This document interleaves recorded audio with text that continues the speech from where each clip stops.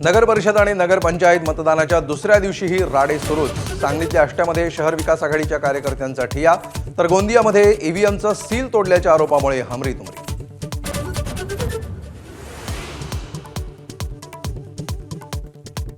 21 डिसेंबरपर्यंत आचारसंहितेमुळे हिवाळी अधिवेशन केवळ 1 आठवड्यांचं।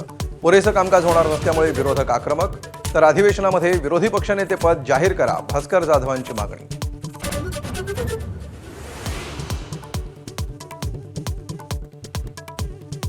अधिवेशनाच्या पहिल्याच दिवशी राज्य निवडणूक आयुक्तांवर महाभियोग आणणार काँग्रेस आक्रमक। नगरपालिका नगरपंचायतींचे निकाल लांबल्यामुळे सरकारला मतपेट्यांमध्ये घोळ करण्याची संधी असल्याचाही गंभीर आरोप।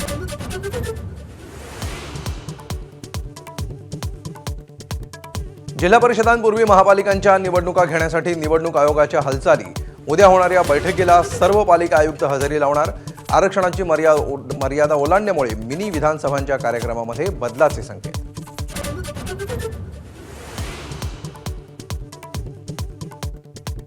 नाशिकमधल्या वृक्षतोडीला सत्ताधारी राष्ट्रवादी आणि शिवसेनेचाही विरोध। सयाजी शिंदेंच्या भूमिकेची अजितदादांकडून पाठराखण, तर पर्यावरणासोबतच कुंभमेळाही महत्त्वाचा, फडणवीसांचं स्पष्टीकरण।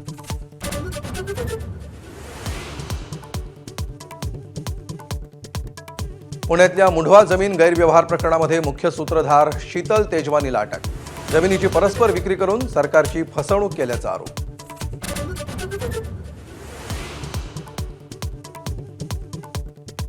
केंद्रीय संरक्षण मंत्री राजनाथ सिंग यांच्या वक्तव्यामुळे बाबरी मशिदीच्या वादाला पुन्हा फोडणी।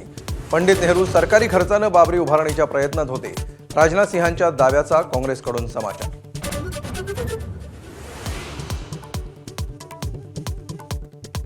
ज्येष्ठ समाजवादी विचारवंत पन्नालाल सुराणांना विविध स्तरातून श्रद्धांजली।